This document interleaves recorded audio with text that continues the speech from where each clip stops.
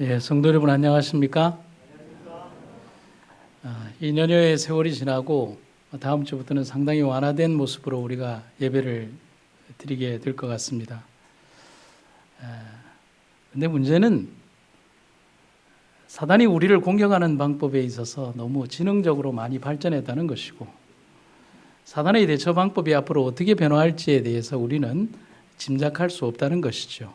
다만 우리가 경험 속에서 느끼게 되는 것은 사단이 어떠한 공격을 한다 할지라도 지금처럼 견뎌온 것처럼 하나님을 굳건하게 붙들고 이겨나가면 된다. 사단의 공격의 창이 아무리 날카롭다 하더라도 하나님께서 우리를 막아주시는 천사의 방패는 더 강하다. 그것만을 기억하시는 여러분과 제가 되기를 간절히 바랍니다. 오늘 여러분들과 함께 열왕기상 18장의 내용을 가지고 나는 여호와의 이름을 부르리니라는 제목으로 함께 은혜를 나누도록 하겠습니다. 오늘 제가 설교드리는 본문인 열왕기상 18장은 엘리야의 기도로 가뭄이 시작된 지 3년의 세월이 흐른 그 시점에서부터 시간적인 정의를 하고 있습니다. 그리고 하나님의 명령으로 엘리야가 아합에게로 다시 보내지는 장면이 처음에 기술이 되고 있습니다. 이제 가서 아합 왕을 만나라.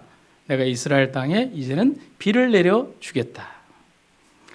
이제 엘리야의 활동의 주된 목표는 지난 3년간 계속된 가뭄의 궁극적 원인이 무엇인가를 가르쳐 주는 것이고, 바알을 숭배한 이스라엘의 범죄와 바알 종교의 허구성을 백성들 앞에 드러내는 것입니다. 3년의 세월은 굉장히 긴 세월입니다. 그 기간 동안 비가 내리지 않았다는 사실은 그 백성들에게는 재앙의 수준이고, 그들이 믿고 있는 바알의 신, 영농의 신이죠. 자연을 관장하는 신인 바알에게 있어서 그가 아무것도 할 수 없다는 사실을 천하에 극명하게 드러내놓은 사건이기도 합니다. 그 반면에 여호와 하나님만이 이스라엘의 참 하나님을 밝히는데 아주 집중되어 있는 3년의 세월이었던 겁니다. 그래서 조셉 버틀러라고 하는 신학자는 이런 얘기를 합니다. 유신론자와 무신론자의 싸움은 신을 하나님이라 부르겠는가 아니면 다른 이름으로 부르겠는가의 싸움이다. 결국은 하나님을 찾느냐 안 찾느냐, 여호와 하나님의 그 주권적 역사를 인정하느냐 하지 않느냐의 싸움이 바로 유신론자와 무신론자 혹은 이방신과 참신의 싸움이라고 할 수가 있겠습니다. 결국은 사람들이 그토록 부르고 간구하는 탄원을 이루실 수 있는 유일의 신은 하나님밖에 없음을 성경이 증거하고 성경의 사건들이 증거한다는 사실입니다. 여러분, 이스라엘의 범죄로 인해서 지난 3년 동안 비를 그치게 하신 분은 바알이 아니라 하나님이십니다. 그러나 바알의 힘으로는 결코 그 심판과 저주를 풀어낼 수가 없었습니다. 만약에 바알의 능력이 그것이 가능했다면 이미 비가 이스라엘 땅에 내렸어야 합니다. 그리고 지금 3년의 세월을 보내고 하나님은 엘리야를 통하여 다시 그의 이름으로 그의 명령으로 비를 주시겠다라고 말씀하십니다. 바알이 아닌 하나님이 하나님의 능력으로 비를 주시는 것입니다. 그래서 오늘 엘리야와 바알의 선지자 450인은 갈멜산 정상에서 수많은 사람들이 지켜보는 가운데 참신이 누구냐, 참 하나님이 누구냐를 가리는 엄청난 전쟁의 시간에 서 있는 겁니다. 마지막 시대를 사는 우리 믿음 속에 사는 엘리야의 하나님을 믿는 우리의 백성들의 마음에도 이러한 영적 전투에서의 강함을 여러분과 제가 유지하게 되기를 간절히 바랍니다. 죽음의 장막 같은 어두움이 세상을 덮을 것이며 유행의 세력이 진리를 대적하고 하나님의 백성을 넘어뜨리려는 음모가 꼬리를 물고 일어날 것이다. 그러나 최대의 위기의 때에 엘리야의 하나님께서는 인간을 도구로 사용하셔서 침묵시킬 수 없는 기별을 전하게 하실 것이다. 우리를 무너뜨리려고 하는 그 세력은 우는 사자처럼 지금도 우리를 찾아 헤매고 그 공격의 속도를 늦추지 않을 것입니다. 그러나 최대의 위기의 때, 마지막 종말의 시기에 엘리야를 일으키신 하나님께서는 오늘 우리의 하나님이 되셔서 우리를 사용하셔서 침묵시킬 수 없는 기별을 이 온 세상에 전파하실 것입니다. 열왕기상의 기별로 가면 엘리야가 이런 얘기를 합니다. 오늘 여호와를 선택하라. 열왕기상 18장 21절을 그 구글에서 찾으니까 연관 검색어에 이런 영어 문장이 떴습니다. 하나님께서 당신을 그 자리에 두실 때라는 제목의 글이었는데 너무 인상적이었습니다. 하나님께서 오늘 그 엘리야를 그 자리에 두신 것입니다. 그리고 하나님께서 오늘 우리를 이 자리에 두신 것입니다. 그리고 그 자리에서 어떤 죄악의 세력이 우리에게 대하여 공격을 한다 할지라도 하나님께서 우리를 통하여 승리하게 하실 것이라는 사실입니다. 엘리야가 모든 백성에게 가까이 나아가 이르되 너희가 어느 때까지 두 사이에서 머문하려느냐. 여호와가 만일 하나님이면 그를 쫓고 바알이 만일 하나님이면 그를 쫓을지니라 하니 백성이 한 말도 대답지 아니하는지라. 엘리야가 백성에게 이르되 여호와의 선지자는 나만 홀로 남았으나 바알의 선지자는 450인이로다. 여러분, 오늘 이 본문의 말씀, 첫 본문의 말씀 열왕기상 18장 21절과 22절을 딱 읽고 나면 어떤 마음이 드십니까? 어떤 감정이 드시죠? 시원함이 느껴지십니까? 아니면은 아주 고구마를 여러 개 먹고 답답하게 물을 못 먹고 있는 그런 느낌이 드십니까? 아마 후자의 느낌이 더 강하리라고 저는 생각이 듭니다. 이 먹먹하도록 가슴 답답한 모습이 펼쳐지는 장면이 있는 겁니다. 그런데 그 전에 엘리야가 아합 왕을 찾아왔을 때 엘리야를 대면한 아합 왕은 그 지난 3년 동안에 자기들이 당했던 그 일들에 대해서 그것을 아주 굉장한 적개심을 가지고 바로 엘리야를 대하는 장면을 봅니다. 원래의 본문의 성경, 개역 성경을 보면 이스라엘을 괴롭게 하는 자여 너냐? 그런데 공동번역에 보면 좀 더 절묘하게 묘사가 되어 있습니다. 그대가 이스라엘을 망하게 하는 장본인이냐? 아합은 이 말씀처럼 분명한 적개심을 가지고 엘리야를 대하고 있습니다. 지금 엘리야가 왜, 무엇 때문에 이런 일을 하는지에 대해서 이미 우상의 눈먼 왕은 알지 못하는 겁니다. 아무리 3년을 깨우치도록 그런 징조와 징벌을 주셨다 하더라도 그는 깨우치지 못하는 거예요. 바로의 마음속에 강팍함이 10번의 재앙 속에서도 강팍함으로 굳어진 것처럼 그의 마음속에 있는 하나님의 징벌과 교훈들이 그에게 징벌과 교훈이 되지 못한다는 사실을 보게 되는 겁니다. 그래서 이러한 아합의 질책에 대한 엘리야의 대답은 이런 말을 하고 있습니다. 내가 이스라엘을 괴롭게 한 것이 아니라 당신과 당신의 아비의 집이 괴롭게 하였으니 이는 여호와의 명령을 버렸고 당신이 바알을 쫓았기 때문입니다. 이러한 모든 일들의 원인 제공자가 누구라는 사실을 말하고 있는 겁니까? 바로 당신이라는 사실을 얘기하고 있는 겁니다. 하나님의 계명과 말씀을 버리고 우상에 젖어든 왕 자신이 이런 일을 초래한 것임을 말하고 있습니다. 여러분, 죄에 물든 사람들, 곧 죄인들은 자신이 어떠한 죄를 짓고 있는지 심지어 자신이 죄인이라는 사실도 잊어버립니다. 그래서 계속 죄를 지을 수 있는 겁니다. 여러분, 양심의 가책을 느끼면 죄를 짓지 않겠죠. 그런데 그 죄에 물든 자기 자신의 마음은 양심의 화인을 맞거나 도덕적인 분별력이 사라지고 잣대를 휘게 함으로 인해서 자기의 하는 일이 죄임을 느끼지 못하는 상태에 이르게 된다는 거죠. 그래서 그 죄를 계속 범죄하게 됩니다. 그래서 적어도 자신이 지은 죄에 대해서 눈물 흘리는 사람은 돌아올 가능성이라도 있는 사람입니다. 그게 가장 소극적인 회개의 한 행동일지라도 하나님은 그 행동에 대해서 하나님께서 기뻐하십니다. 곧 가능성이라도 있다는 것이죠. 그래서 제가 예전에 한번 드린 말씀 있잖아요. 우리 신학의 점수를 수미양가로 따지면 무슨 점수라고요? 여러분들 자신 있는 모양입니다. 당연히 저는 갑니다라고 대답을 할 줄 알았는데 대답을 안 하는 거 보니까 눈치를 봐서 조금씩 내려가실 모양이죠. 수는 아주 빼어나다는 뜻이잖아요. 이건 우리 점수 아니죠. 우는 뭐죠? 우수하다는 거잖아요. 그것도 아니죠. 미는 수도 아니고 양가도 아니니까 아름답다, 이것도 우리가 아니잖아요. 양은 뭐죠? 양호하다는 거잖아요. 가는 낙제인데, 근데 하나님께서는 그 점수의 의미를 봤을 때 우리 신앙의 점수를 가를 낙제로 보지 않으시고 가능성으로 보신다는 것이죠. 하나님께서는 바로 우리들의 삶에 있어서 그 가능성이라도 보고 우리를 구원하신다는 것이죠. 그런데 아합 왕은 결코 자신의 죄를 인정하지 않는 그런 사람이었습니다. 그래서 윌리엄 세커라는 사람은 그 죄에 물든 사람의 그 상황이 왜 그럴 수밖에 없는가에 대해서 이런 치명적인 말을 합니다. 죄는 자기의 지배 영역 내에서는 철저하게 그 영혼을 파괴한다. 여러분, 이거 무서운 말이에요. 죄는 어느 정도의 어떤 끈덕지를 남겨두는 게 아니라 철저하게 자기의 지배하에 영역하에 들어오는 그 영혼에 대해서는 완전히 그 영혼이 일어나지 못하도록 파괴한다는 사실이죠. 공감할 수밖에 없는 말이기도 하지만은 정말 무서운 말이기도 하다는 사실입니다. 이미 죄의 영향력 아래 지배를 받는 사람은 철저히 지배당하고 파괴당합니다. 내리막길에서 브레이크가 고장난 차처럼 자기가 분명히 죽으러 가는 길임을 알면서도 도저히 설 수 없는 그런 상황이, 비행기가 공항을 떠서 불환지점을 통과해서 돌아올 수도 없고 갈 수도 없는 그런 상황에서 아무리 악조건이라도 비행기가 추락하더라도 가야 되는 상황으로 내몰리는 상황이 죄의 영향력 아래 놓인 사람들이라는 사실입니다. 그래서 우리가 우리의 삶에서 회개란 굉장히 중요하다는 사실입니다. 그래서 우리가 회개한다, 회개합시다, 회개합니다 라고 말할 때 이것은 정말 심오한 뜻을 지니고 있다는 사실입니다. 증언의 말씀을 한번 보겠습니다. 회개라는 것은 죄를 슬퍼하고 죄에서 떠나는 것을 의미하는 것이다.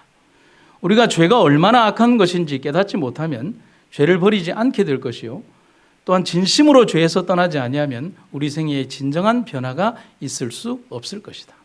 회개란 그 죄 자체에서 머물지 않는 걸 말하는 거예요. 완전히 반대로 뛰어가는 것을 말하는 것입니다. 그의 영향력이나 그의 냄새나 그의 가까이에서 어떤 영향력 가운데도 거하지 않는 것을 말하는 겁니다. 하지만 그렇게 하지 않기 때문에 뻔히 보이는 죽음의 길에서 헤어나오지 못하는 이유를 우리는 알게 된다는 겁니다. 이제 아하방 앞에서 엘리야는 아주 특별한 제안을 합니다. 850명의 바알과 아세라 선지자들 모두를 내게로 데려오라. 여러분 성경에 보면 450인이 아니라 400명이 더 늘어났죠. 그 이유를 이렇게 기록하고 있습니다. 온 이스라엘과 이세벨의 상에서 먹는 바알의 선지자 450명과 아세라의 선지자 400인을 갈멜산으로 모아 내게로 나오게 하라. 850명. 근데 여러분 여기에서 정말 가슴 아픈 한 장면, 가슴 먹먹한 장면이 성경에 기록이 되어 있습니다. 왕비 이세벨은 식사 때마다 바알의 제사장들과 함께 식사했습니다. 나라의 가장 심장부, 그리고 제국의 심장부에서 얼마나 많은 우상 숭배가 자행이 되었고 하나님에 대한 신앙은 그의 반면에 모독되고 버려졌는지를 알 수 있는 한 대목이 바로 이 성경절에서 우리가 볼 수 있는 장면인 겁니다. 이렇게 엘리야는 혼자 850명의 제사장들을 상대할 수 있는 힘을 가지고 그들 앞에 섰습니다. 그 힘은 엘리야와 함께 하시는 하나님 때문이라는 사실입니다. 여러분, 다윗이 골리앗을 이길 수 있습니까? 천만의 말씀이죠. 야복 강가에서 야곱이 천사와 씨름하여 이길 수 있습니까? 천만의 말씀이죠. 지금 제가 당장 나가서 이브와 씨름을 해서 졌다라는 말과 더 웃기는 말입니다. 불가능한 일이에요. 흔히 하는 말로 계란으로 바위를 치는 것이 더 쉬운 일일지도 모릅니다. 그래서 다윗이 뭐라고 얘기합니까? 너는 칼과 창과 단창으로 내게 나아오니와 나는 만군의 하나님 여호와의 말씀으로 너에게 가노라. 그때 엘리야가 이런 명령을 합니다. 백성들에게 말이죠. 너희가 어느 때까지 두 사이에서 머뭇머뭇하려느냐? 여호와가 만일 하나님이면 그를 쫓고 바알이 만일 하나님이면 그를 쫓을지니라 하니 백성이 한 말도 대답지 아니하니라. 여러분 여기까지의 성경절을 읽어보면 아합이나 이세벨 왕도 참 문제지만 누구는 더 문제예요? 백성들의 신앙적 양심은 더 큰 문제로 흐르고 있다는 사실입니다. 근데 여기에 보면 두 사이라는 표현을 쓰고 있습니다. 여기에서 두 사이라는 말은 나눈다라는 뜻입니다. 분리한다는 뜻이죠. 그런데 이 똑같은 원어가 시편 119편 113절에서는 두 마음이라는 표현을 쓰고 있습니다. 두 가지 마음을 가지고 있다는 사실이죠. 즉 이 당시에 이스라엘 사람들은 어떤 마음을 가졌냐면 나뉜 마음인데 바알 신앙에 대해서도 반대하지 않고 다른 말로 좋고 그리고 동조하고 전통적인 하나님 신앙도 좋고 가지고 있다는 거예요. 여러분 이게 가능할까요? 가능해요. 천국을 사랑하면서도 세상 사랑할 수 있습니까? 사람의 마음속에 가능해요. 우리가 그래 살아왔잖아요. 그렇죠? 세상에 대한 사랑을 분명히 가지고 있으면서도 영원한 것에 대한 사랑을 동시에 가질 수 있는 겁니다. 여러분, 이 당시에 이스라엘 백성들의 마음밭에 있는 내용과 오늘날과 별반 다르지 않다는 사실을 여러분 기억하시기를 바랍니다. 다시 말하면 이때 당시에 그들의 모습은 하나님과 바알이 혼합된 혼합 종교가 그들 속에 자리 잡아 가고 있었던 겁니다. 엘리야는 이제 그러한 섞인 신앙, 어떤 신앙이요? 어떤 신앙이요? 섞인 신앙. 우리가 창세기로 가면 그것이 바벨이죠. 혼합된 신앙이죠. 잡다한 혼합주의에서 벗어나서 오직 순수한 하나님에 대한 신앙만을 가지라고 호소하고 있는 겁니다. 그래서 공동번역은 아주 적나라한 표현을 이렇게 쓰고 있습니다. 여러분은 언제까지 양다리를 걸치고 있을 작정입니까? 이렇게 딱 걸친 다음에 여기가 좋을 것 같으면 여기 올라타고, 여기가 좋을 것 같으면 여기에 올라타고. 여러분, 여기에 관련되는 중국의 고사성어에 아주 재미있는 내용이 있잖아요. 시골에서 아버지와 함께 이렇게 자란 예쁜 딸아이에게 혼처가 두 군데 들어옵니다. 하나는 양반집 아들인데 너무 못생겼고, 하나는 찢어지게 가난한 집인데 어떻게 해요? 너무 잘생겼어요. 그래서 동쪽 집에 있는 부잣집 못난 아들에게 가겠느냐, 아니면 서쪽 집 가난하지만 잘생긴 아들에게 가겠느냐, 오른손을 들든지 왼손을 들든지 하라. 그러니까 딸이 두 손을 다 들었죠. 그러고 나서 뭐라고 얘기합니까? 아버지, 밥은 동쪽 집에서 먹고 잠은 서쪽 집 총각과 자면 안 됩니까? 그게 한자어로 동가식 서가숙이라는 한자 수거입니다. 여러분은 언제까지 양다리를 걸치고 있을 작정입니까? 여러분, 우리가 이 당대의 사람들에 대해서 뭐라고 할 형편이 못 되는 것 같습니다. 우리 신앙에도 이런 섞인 신앙이 자리하고 있습니다. 우리 역시도 하나님에 대한 믿음뿐만 아니라 또 다른 신의 도움을 바라며 구하지는 않는지, 딱히 신이라고는 하지 않지만은 세상에 대한 더 깊은 사랑과 재물이나 명예나 어떤 권력에 대한 더 깊은 사랑을 가지고 하나님에 대한 깊은 신뢰보다는 그 누군가 어떤 다른 것에 대한 신뢰가 더 깊게 가는 것은 아닌지 분명히 돌아볼 일이라는 사실입니다. 그래서 엘리야는 분명하게 말하고 있습니다. 절대로 머뭇거리지 마라. 여호와가 하나님이면 그를 쫓고 바알이 하나님이면 그를 쫓으라고 말입니다. 이때 했던 이 엘리야의 명령은 오늘 우리들에게도 하는 명령임을 여러분과 제가 기억하시기를 간절히 바랍니다. 여러분과 제가 잘 아는 실험 가운데 미국의 코넬 대학교에서 아주 오래전에 했던 실험이 있습니다. 이 그림 잘 아시죠? 개구리를 비커에 넣어놓고 비커 밑에 알코올이든 분젠 등을 이렇게 놓고 나서 1초에 화씨로 0.017도씩 물이 데워지도록 불꽃을 아주 작게 했습니다. 여러분, 섭씨가 아니라 화씨면은 그 속도가 엄청나게 느린 겁니다. 개구리는 변온동물이기 때문에 온도가 급격하게 변하면 즉시 알아차리지만 서서히 변하면 잘 몰라요. 그래서 너무 서서히 이 온도 변화가 아주 작게 높아지기 때문에 개구리는 온도 변화를 눈치채지 못합니다. 조금 오르면 그 온도에 적응을 하고 조금 오르면 그 온도에 적응을 합니다. 일정 시간이 지나고 난 다음에 개구리는 충분히 자기가 도망갈 수 있는 시간이 있었음에도 불구하고 한 2시간쯤 지난 뒤에 개구리는 어떻게 되었을까? 제가 조금 좋은 그림을 찾으려고 하니까 이런 그림밖에 없어요. 개구리는 뜨거운 물에서 아주 고통스럽게 일그러진 모습으로 이렇게 죽어 있는 것이 아니라 편안하게 자기도 모르게 죽어가는지도 모른 채 삶겨져 있는 겁니다. 자기가 죽어가는 것도 느끼지 못하고 그렇게 삶아진 겁니다. 여러분, 이것을 일컬어서 코넬 대학교에서는 뭐냐면 삶은 개구리 증후군이라고 합니다. 보일링 프로그 신드롬. 뭐냐면 아주 서서히 온도가 올라가는 것에 인식하지 못한 채 그 온도에서 자기가 죽어가는지도 모른 채 죽어가는 그 신드롬을 삶은 개구리 증후군이라고 하는 겁니다. 여러분, 이 그림에서 우리의 영적 타락의 모습과 또 영적인 부분이 훼손되어 가는 것, 세상과 타협해 가고 우리가 세상을 사랑해 가는 모습들이 그렇게 급격하게 직각으로 꺾여져 가는 혹은 유턴하는 급하게 신호등 속에서 갑자기 바꾸어지는 그런 모습으로 세상이 우리에게 다가오리라고 생각하십니까? 여러분들이 관념적으로 생각하는 것처럼 종말이 그렇게 우리들에게 선과 악을 명확하게 구분해 줄 수 있을 만큼 그렇게 단호한 모습으로 우리에게 칼과 창으로 오리라고 생각하십니까? 절대 아니죠. 우리는 바로 이 개구리의 모습처럼 서서히 내가 병들어가고 있는지 아니면 원뿌리에서 끊어져 있는지도 모른 채 내 삶의 모든 모습들이 메말라 가는지도 모른 채 내가 죽어가는지도 모른 채 자신의 삶에 굳어가는 모습을 보면서 죽어가는 그런 신앙의 모습에 처해 있는지도 모른다는 사실입니다. 오늘 우리가 우리의 삶이 그렇게 되지 않도록, 그래서 성경은 우리에게 분명한 결단을 하라고 요구하고 있는 겁니다. 가나안 땅을 취하기 전에 모세의 뒤를 이은 선지자 여호수아가 했던 그 말처럼 너희 섬길 자를 언제 택하라? 내일이나 모레쯤요? 아니면 돌아오는 이 안식일 너머에서 좋은 날에요? 비 오지 않는 화요일 저녁 예배 시간에요? 그렇게 하라는 게 아니잖아요.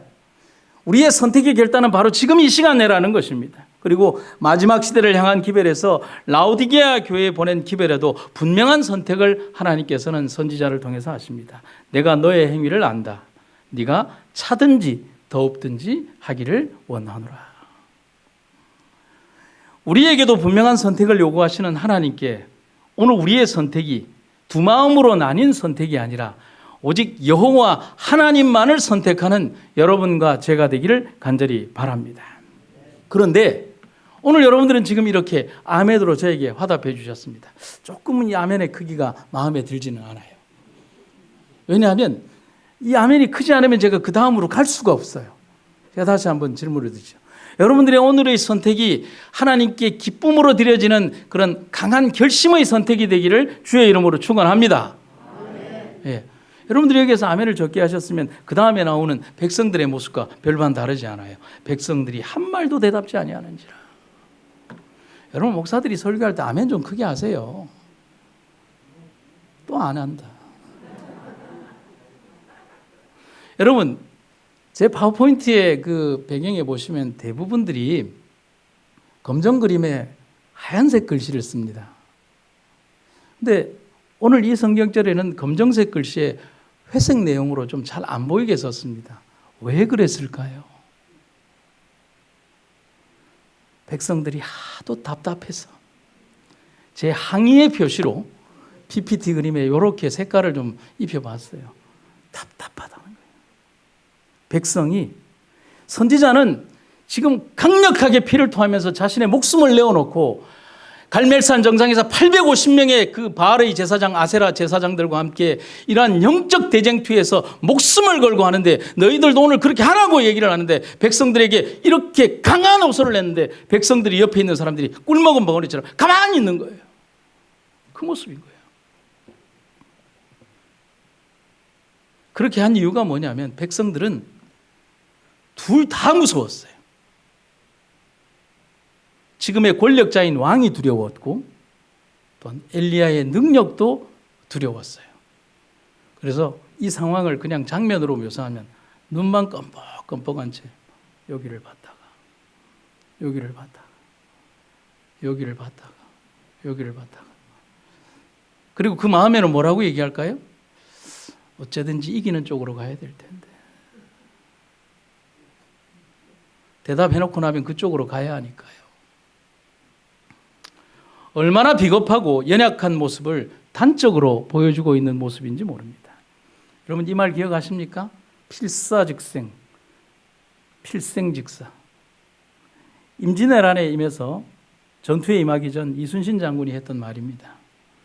싸움에 있어서 죽고자 하고 싸우면 반드시 살고 자기가 살려고 전쟁에 임하면 반드시 죽는다.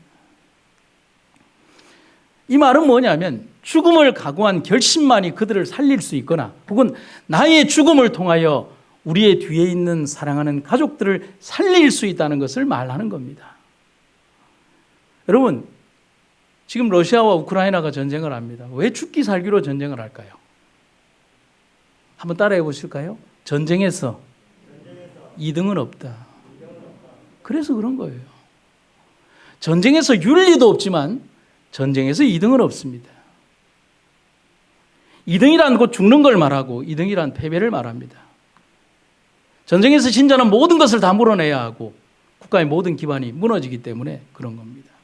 그렇다면 전쟁에 임하는 군사는 목숨이라는 배수진을 치고 싸움에 임해야 합니다. 그렇다면 그는 살 수 있거나 자신의 죽음과 희생을 통하여 또 다른 누군가를 살릴 수 있기 때문에 그는 이런 말을 하는 겁니다. 오늘 영적 삶을 사는 우리 역시도 부끄럽지 않은 모습과 분명한 목소리로 하나님을 부를 수 있어야 합니다. 엘리야의 명령에 이스라엘은 침묵했지만 우리는 대답할 수 있기를 간절히 바랍니다.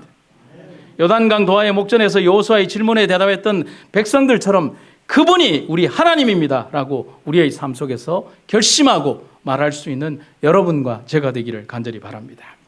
그래서 엘리야는 갈멜산에서 이런 얘기를 합니다. 나는 여호와의 이름을 부르리니 너희는 너희 신의 이름을 불러라. 나는 여호와의 이름을 부르리니 이에 불로 응답하는 신 그가 하나님이니라. 백성이 다 대답하되 그 말이 옳도다. 여호와여 내게 응답하옵소서. 내게 응답하옵소서. 이 백성으로 주 여호와는 하나님이신 것과 주는 저희의 마음으로 돌이키게 하시는 것을 알게 하옵소서. 하매 이에 여호와의 불이 내려서 번제물과 나무와 돌과 흙을 태우고 또 도랑에 물을 핥은지라. 여러분 구약 성경의 기록과 역사 속에서 정말 통쾌하고 가슴 시원한 사건 몇 장면 가운데에서 이 장면은 가장 수위에 꼽는 것이라고 할 수가 있습니다. 열왕기상 18장 23절부터 기록된 이 제단에 대한 설명의 사건은 하나님이 얼마나 능력이 있는 분인가를 보여주는 겁니다. 뿐만 아니라 하나님은 죄를 미워하는 분이시며 당신이 보내신 선지자에게 얼마나 큰 능력을 주시는 분이신가를 보여주고 계시는 것입니다. 엘리야가 그 자리에서 이런 대결을 제안을 합니다. 너희는 너희의 신의 이름을 불러라. 나는 여호와의 이름을 부르겠다. 그러면 그 부름에 대하여 불로 응답하는 신이 참 신이 아니겠느냐? 여러분 이름을 부른다는 것은 뭘 말하죠? 그 이름을 가진 존재의 응답을 기대하는 행위입니다. 그렇지 않나요? 목사님하고 부르면 제가 네 하고 대답을 합니다. 우리 양창규 집사님? 예. 제가 부르는 누군가의 응답을 기대하며 부르는 겁니다. 하늘에 계신 우리 아버지라고 부를 때 하나님은 여전히 내 기도는 안 듣는다라고 생각하면 여러분들이 기도하시겠습니까? 아니잖아요. 내가 여호와 하나님의 이름을 부를 때는 그 이름을 가진 존재 하나님께서 응답하시리라는 분명한 확신과 믿음이 있기 때문에 우리는 그분의 이름을 부르는 것입니다. 엘리야가 그들에게 850명의 제사장들에게 바알의 이름을 부르라고 한 것은 바알이 정말 실존하고 그리고 살아있는 신이라면 그 능력을 대답으로 보이라는 겁니다. 그런데 여기에서 엘리야가 이런 얘기를 하죠. 불로 응답하는 신이라고요. 왜 이런 표현을 했을까? 히브리인들에게나 그리고 근동의 어떤 종교에 있어서 하늘로부터 오는 표적은 하나님의 응답이었습니다. 또한 바알 신에게도 바알은 풍요를 상징하는 농경신 그리고 불과 태양신이 바알이었기 때문에 바알의 제사장들은 물론이고 백성들에게 가장 효과적인 참 종교의 판별법인 것입니다. 그래서 그들은 그 제안이 너무 좋다라고 했습니다. 850명이 푸닥거리를 걸으면서 춤을 추는 것입니다. 하루 종일 춤을 추면서 불을 내려주시옵소서 불을 내려주시옵소서 하는 겁니다. 그 장면이 이렇게 묘사되어 있습니다. 저희가 그 받은 송아지를 취하여 잡고 아침부터 낮까지 바알의 이름을 불러 가로되. 언제부터 언제까지요? 아침부터 낮까지 적어도 6시간에서 8시간 이상은 그렇게 한 거죠. 바알이여 우리에게 응답하소서 하나 아무 소리도 없으므로 저희가 그 쌓은 단 주위에서 뛰놀더라. 근데 바알 씨는 답이 없어요. 아니 답을 할 수가 없어요. 왜요? 신이 아니니까. 존재하는 신이 아니니까. 아니 그가 귀신의 존재로 응답을 할 수 있었다 할지라도 거룩한 여호와의 능력이 그 자리에 있는 한 그는 신으로서 역할을 할 수가 없죠. 엘리야는 우리에게 웃음을 주는 아주 재미있는 말을 아주 강력한 한 방을 이 성경절에 기록하고 있습니다. 오정에 이르러는 엘리야가 저희를 조롱하여 가로되 큰 소리로 한번 불러봐라. 저는 신인즉 묵상을 하고 있는지 혹은 잠깐 나갔는지 혹은 길을 헤매고 있는지 혹은 잠이 들어서 깨워야 할 것인지 한번 열심히 한번 불러봐라. 급기야 바알의 제사장들은 자기들 몸에 상처를 내고 피를 흘리는 푸닥거리를 했지만 그들의 신 바알은 끝끝내 침묵했습니다. 이에 저희가 큰 소리로 부르고 그 규례를 따라 피가 흐르기까지 칼과 창으로 그 몸을 상하게 하더라. 이같이 하여 오정이 지났으나 저희가 오히려 진언을 하여 저녁 소재 드릴 때까지도 이를지라도 아무 소리도 없고 아무 응답하는 자도 없고 아무 돌아보는 자도 없더라. 여러분, 제가 옛날에 책을 읽는데 어떤 분이 우화처럼 쓴 글이 있어요. 왜 큰 고목나무는 쏙이 비어 썩었을까요? 라는 질문의 글과 내용이었습니다. 사람들이 왜 그럴까요? 라고 이제 그 작가가 이제 글을 쓰면서 뭐라고 얘기를 하냐면, 사람들이 자기에게 와서, 큰 나무에게 와서 띠도 두르고 소원 글도 쓰면서 계속하는 수천 명의 사람들이 복을 빌면서 주시옵소서 주시옵소서라면서 자기에게 달라고 하는데, 고목나무 입장에서는 줄 거는 없는데 자꾸 달라고 하니 쏙이 문드러졌다는 겁니다. 여러분, 바위가 대답을 하겠습니까? 나무가 대답을 하겠습니까? 과거 블레셋 사람들이 하나님의 법궤를 빼앗아 자기들의 신 다곤 신전 앞에 두었을 때 다곤이 그 다음날 보니까 하나님의 궤 앞에서 엎드려졌고 그 다음날도 그랬습니다. 급기야 다음날은 얼굴이 땅에 닿았고 그 머리와 손목이 끊어져서 문지방에 있는 거예요.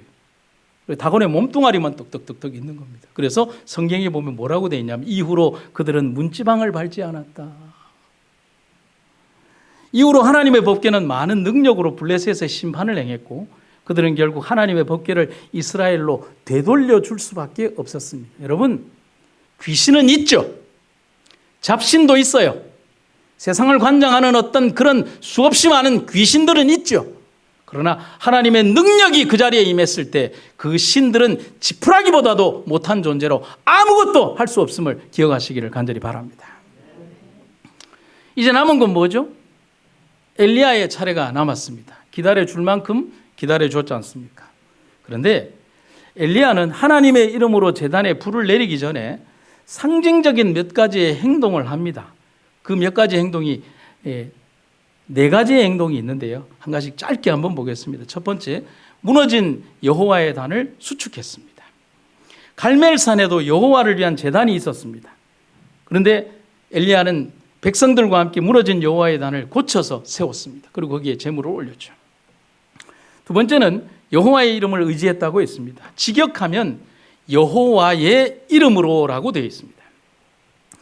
이 단을 쌓는 것이 어떤 다른 일을 위한 것이 아니라 오직 여호와 하나님만을 위한 행동임을 그는 상징적으로 보여주는 것입니다. 세 번째는 번제물과 또 번제물을 태울 나무에 물을 부었습니다. 여러분, 오늘 열왕기상 18장을 또 한번 정독을 해서 쫙 읽어보시면 32절부터 35절 사이에 조금 이해되지 않는 행동을 합니다. 엘리야는 곧 불로 태워야 할 번제물은 물론이고 나무에 물을 부었습니다. 여러분, 우리가 흔히 어떤 장작에 불을 붙이려고 하면 최대한 마른 나무를 써야 합니다. 그래야 활활 타오르고 또 그것을 잘 태우기 위해서 인화성 물질이나 휘발유 같은 것을 뿌려서 그게 잘 되도록 해야 합니다. 그런데 엘리야는 정반대의 행동을 하고 있습니다. 나무에다가 막 물을 끼얹는 겁니다. 그것도 몇 번씩이나요? 물을 엄청나게 끼얹고 나니까 한 번 더 부으라 그러고 또 한 번 끼얹고 나니까 한 번 더 부으라고 합니다. 얼마나 많이 끼얹었던지 그 주변에 도랑에 물이 가득 찰 정도입니다. 태울 번제물에 물을 뿌린 이유는 일말의 의심마저도 허용치 않는다는 것을 말하는 겁니다. 여러분, 거기에다가 아무리 화력이 좋은 이 소시계를 가져다가 갖다 대어도 그 번제단은 타지를 않아요. 그걸 말하는 것입니다. 그리고 엘리야는 당연히 네 번째 기도했습니다. 그리고 엘리야의 하나님은 불로써 응답하셨습니다. 여호와의 불이 내려서, 성경에 보면 뭐라고 표현이 됐냐면 여호와의 불이 내려서 번제물과 나무와 그 다음에요 돌과 흙을 태우고 또 도랑에 물을 핥은지라. 다시 한번 말씀드릴까요? 여호와의 불이 내려서 번제 물과 나무와 여기까지는 이해가 갑니다. 돌과 흙을 태우고 또 도랑에 물까지 핥아버렸다. 여러분, 하늘에서 내린 여호와의 불은 번제물과 나무만을 태운 게 아닙니다. 여기에서 뭐라고 되어 있냐면 돌과 흙을 태웠다라고 표현하고 있습니다. 그런데 원문에서 태우고라는 뜻은 뭐냐면 티끌이 되게 하고라고 되어 있습니다. 그러니까 그 돌과 흙 자체가 거대한 나무로 조금 끄슬린 게 아니라 그것 자체가 완전히 먼지가 되듯이 사라져버리고 녹아 없어져 버린 상태를 말하는 겁니다. 단순히 순간적으로 내린 번개도 아니고 우연히 붙은 불도 아닙니다. 엘리야의 기도에 응답하신 여호와의 불은 그들에게 내려와서 불로서 하나님은 응답하시면서 인간의 능력이나 상상이 도저히 행할 수 없는 그 능력으로 강력한 불로 그 제단에 있는 수변에 있는 나무와 돌까지 다 태워버린 것입니다. 여러분, 이게 얼마나 놀라운 일인가를 조금 한번 보시면 화산이 폭발할 때 바위가 녹아내립니다. 그때 용암의 온도가 1200도입니다. 태양의 온도가 6000도입니다. 여러분, 이 1200도라는 온도는 포항제철에 있는 고로가 온갖 화학 재료와 그 다음에 여러 가지 조합물들로 열을 낼 수 있는 것으로 하고 가득 안에다가 열이 팽창하지 못하도록 바깥으로 나가지 못하도록 한 다음에 6개월 동안을 불을 떼어서 내는 온도가 1200도에서 1500도입니다. 정상적 자연환경에서 인간이 절대로 만들어낼 수 없는 온도라는 사실이죠. 여러분, 그것이 혹시 내려왔다 하더라도 그것이 바위가 다 타는 시간까지 시간이 필요한데 하나님의 불은 내려와서 다 사루어버린 것입니다. 결코 인간의 힘으로는 만들어낼 수 없는 거대한 불덩어리로 하나님은 당신의 제단을, 엘리야가 만들어 놓은 그 제단을, 당신을 위하여 만들어진 그 제단을 받으신 것입니다. 엘리야의 하나님이 나의 하나님 되심을 여러분과 제가 기뻐하시기를 간절히 바랍니다. 오늘 여러분, 세상이 우리들에게 당면하여 있는 수없이 많은 공격과 또 어떤 형태의 문제들에 대해서 우리는 고민할 필요가 없습니다. 오늘 우리의 선택은 방법론적인 것을 가지고 하나님 앞에 나아가는 것이 아니라 우리의 마음의 가장 근본적인 행위로서 하나님을 선택하는 그것만이 중요하다는 사실인 것입니다. 오늘 우리들의 삶에 엘리야의 하나님이 나의 하나님 되심을 감사하는 오늘 하루가 되시기를 간절히 바랍니다. 영국의 조지 뮬러는 독일 북부의 사람으로서 크로스펜트라고 하는 곳에서 출생을 했습니다. 아버지의 주머니를 상습적으로 뒤져서 돈을 훔칠 정도로 문제하였던 이 조지 뮬러는 1825년 11월 어느 토요일 저녁 기도 모임에서 무릎을 꿇고 기도하는 한 그리스도인의 모습에 감동을 받아서 회심을 하게 됩니다. 1835년 할레 대학을 졸업한 후에 그는 교사로 영국으로 건너가서 브리스톨 애슐리 다운에 고아원을 세워서 2000명이 넘는 고아들을 기도로 양육을 했습니다. 그리고 1898년 3월 10일 93세의 일기로 잠들기까지 그가 돌본 고아원생들의 숫자는 15만 명의 고아들에게 하나님의 사랑을 확인해 주었고 오늘날까지 그래서 조지 뮬러를 고아들의 아버지라고 부르고 있는 이유입니다.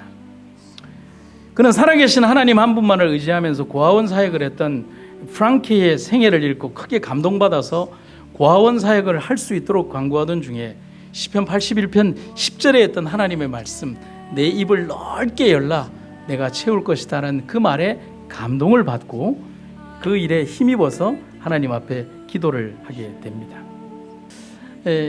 고아원 사역을 통해서 그는 자신이 주님께 더 가까이 갈 수 있도록 간절히 바랬고요. 하나님은 영원토록 동일하신 분이고 또 자신을 의지하는 자들을 기꺼이 그리고 넉넉히 도우시는 분임을 눈으로 보여줌으로써 주님께 영광 돌리기를 원했습니다. 그는 성경 연구와 고아원 사역에 필요한 모든 경제적, 물질적 필요와 개인적 삶의 필요를 단지 하나님 한 분께 아뢰고 응답함으로써 하나님은 어제나 오늘이나 영원토록 동일하신 분임을 눈으로 보여주었습니다. 뮬러의 이러한 믿음과 기도로 그가 사역했던 63년 동안 750만 달러, 하나로 약 30억 원 이상을 하나님께로부터 받았습니다. 여러분, 지금의 시가의 기준이 아니라 이때 당시에 시가의 기준으로 생각한다면 얼마나 많은 돈을 축복을 받았겠습니까? 그런데 그가 처음 고아원 사역을 시작할 때 준비된 것이라고는 선물 받은 접시 3개, 쟁반 28개, 물병 하나, 컵 1개, 소금병 받침 3개, 칼 4개, 그리고 포크 4개, 채소를 깎는 강판 1개밖에 없었습니다. 이걸 가지고 그는 사역을 시작한 겁니다. 그런데 더 놀라운 사실은 그의 일대기 속에 기록된 내용에서 이렇게 기록이 되어 있습니다. 수많은 고아들을 먹여 살리는데 정부의 힘을 빌리지도 않았고 특정한 부자에게 손을 내민 일도 없었습니다. 단지 순수하고 온전하게 하나님 한 분만을 신뢰하고 기도해서 기도의 응답으로 매일 양식을 공급받았습니다. 그가 말하는 것은 기도하지 않는 것은 곧 생명줄을 놓치는 것이라고 생각했고, 뮬러는 고아를 사랑하는 마음으로, 한 영혼을 사랑하는 마음으로 매일매일 기도했습니다. 또 기도할 때 자신의 뜻을 구하는 것이 아니라 하나님의 뜻을 구했습니다. 그래서 그가 기도에 대해서 다음과 같이 말했습니다. 기도를 시작한다는 것으로는 부족하다. 바르게 기도하는 것도, 얼마 동안 기도를 계속한다는 것도 충분하지 않다. 기도의 응답을 받을 때까지 믿음을 가지고 꾸준히 기도해야 한다. 더 나아가서는 끝까지 기도를 계속할 뿐 아니라 하나님께서 우리의 기도를 들으시고 응답해 주시리라는 것을 믿어야 한다. 그러나 대부분의 경우 우리는 축복을 받을 때까지 기도를 계속하지 못하고 축복을 쉬지 않고 기대하지도 않는다. 뮬러가 참 의미 있는 말을 했어요. 그런데 뮬러가 얻은 신앙의 승리가 너무 위대했기 때문에 사람들은 그렇게 얘기합니다. 뮬러가 언제 시련 겪을 때가 있었습니까? 그렇게 얘기할 때가 있습니다. 또한 그가 받은 응답이 너무 많기 때문에 그 응답이 하나님께로부터 즉각적으로 오지 않아서 언제 실망할 때가 있나라고 생각하기도 쉽습니다. 그러나 그는 자신의 믿음이 다른 그리스도인들이 가진 것과 조금도 다름이 없고 지난 세월 동안 조금씩 신장된 것이라고 말을 하면서 다음과 같이 그는 간증을 하고 있습니다. 여러 번 내가 근심 걱정으로 내 정신이 아니게 되었을 뻔한 경우에도 나의 영혼이 우리가 알거니와 하나님을 사랑하는 자, 곧 그 뜻대로 부르심을 입은 자들에게는 모든 것이 협력하여 선을 이루느니라는 하나님의 약속의 진리를 믿었기 때문에 나의 마음은 평안할 수 있었다. 엘리야는 물론 엘리야의 하나님은 멈추지 않았습니다. 조지 뮬러의 하나님도 뮬러를 통하여 멈추지 않았습니다. 사랑하는 성도 여러분, 우리의 믿음도 멈춰서는 안 됩니다. 갈멜산 꼭대기에서 얼굴을 무릎 사이에 놓고 기도하기를 7번. 그 간절한 기도의 끝에 하나님이 비를 주셨습니다. 큰 비를 주셨습니다. 3년의 가뭄을 다 채워줄 단비를 하나님은 엘리야의 기도 끝에 주셨다는 사실입니다. 오늘 우리는 하나님의 살아계심을 엘리야처럼 증거하고 믿는 우리들이 되기를 간절히 바랍니다. 분명한 능력으로 기도하며 갈바리의 주님을 바라보는 이들이 되기를 간절히 바랍니다.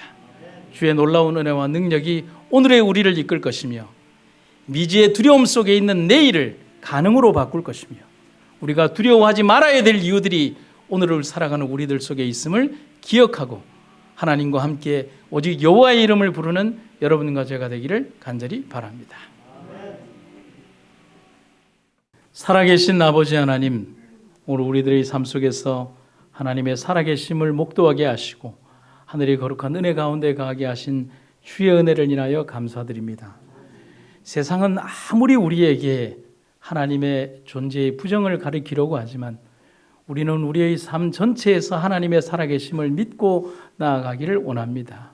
오로지 주님만 바라보게 하시며 오로지 하늘만 향하여 걸어가게 하시고 하나님의 거룩한 능력 가운데 거하게 하여 주시옵소서. 이제 멀지 않아 오실 우리 주님을 바라보며 우리의 생애 전부 다가 하늘을 향한 준비를 잊지 않도록 도와주시옵소서. 오늘도 각 곳 각처에서 예배하는 주의 백성들을 기억해 주시고 몸이 불편한 성도들, 또 병마의 고통 가운데 있는 성도들, 그리고 자기의 환경이 교회를 나오지 못한 그런 경우에 있는 모든 성도들의 삶에도 하나님께서 함께 하셔서 그들을 위로하시고 하늘의 고귀한 은혜가 임하도록 도와주시옵소서. 오늘 우리를 이끌어 주신 주의 은혜를 감사드리며 예수님의 이름으로 기도드립니다.